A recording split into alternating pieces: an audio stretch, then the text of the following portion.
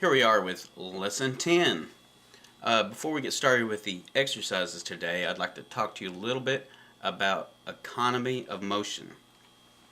And what that means is we want to keep our hand and finger movements down to a minimum. We don't want, when we're picking, we talked about before, we don't want our whole arm moving.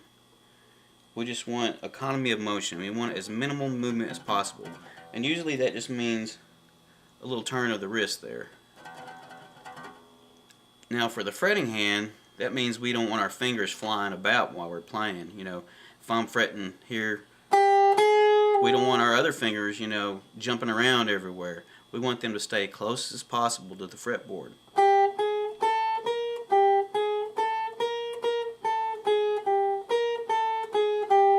And as it's hard to get your fingers to do something like that immediately. It's something that you kind of have to work on.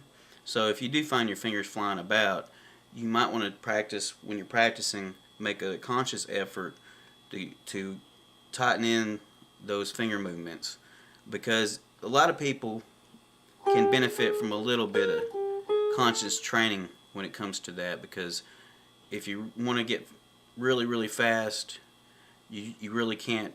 It's got to be really economical. So let's go ahead and get started with figure 1 at 72 beats per minute.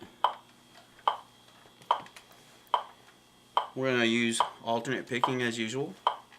So the first note gets a downstroke, second note an upstroke. So this is figure 1 at speed. 1, 2, 3, 4.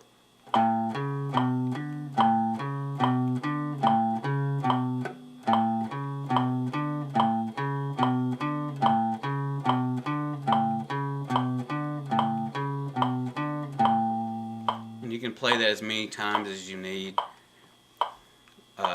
30 seconds, a minute, however long, it's up to you.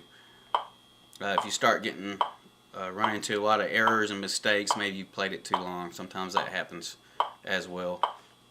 So figure 2 is similar to what we played before. It's going to be the second and first fret, second and first finger, and we're going to play in kind of a backwards pattern. We're going to go up the strings in that fashion and come back down again. So let's go ahead and get started with that on the count of 4. 1, 2, 3, 4.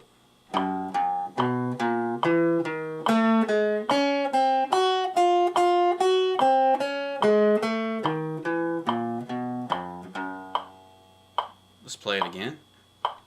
1, 2, 3, 4.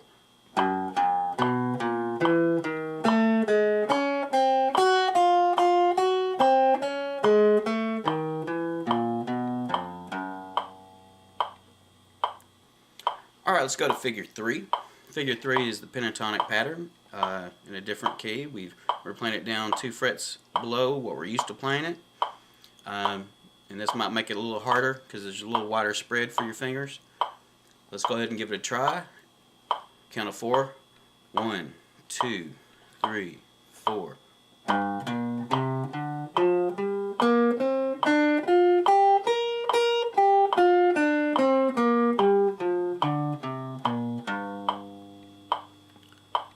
Let's play it again. 1, 2, 3, 4.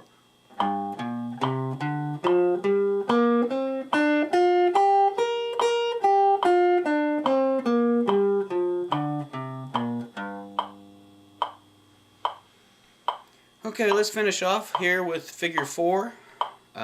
Similar to what we played before, slightly different approach. Here's the basic idea. So for each string we're going to play 1 fret, and on the next string we're going to go down a fret. So we're going to start on the 8th fret of the low E, then we'll play the 7th fret of the A, 6th fret of the D, and the 5th fret of the G. Then we'll go to the A string and start on the A and do the same pattern.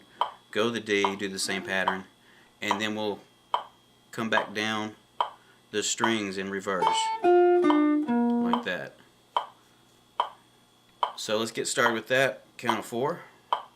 1, 2, 3, 4.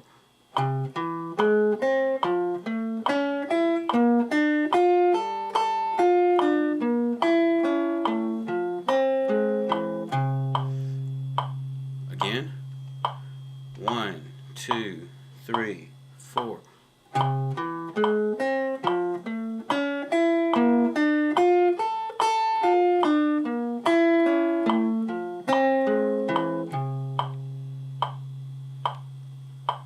As you can see, that one's starting to get that variation of that same exercise that we played. It starts getting fun. The higher the tempo goes, the funner it is to play. It's so easy to mess up, and it has no musical approach to it. It's just random notes. So you can't use your ear as really a guide for it. It's just kind of a strange exercise that really makes you concentrate on your technique, and I think it brings out the best of you in the long haul.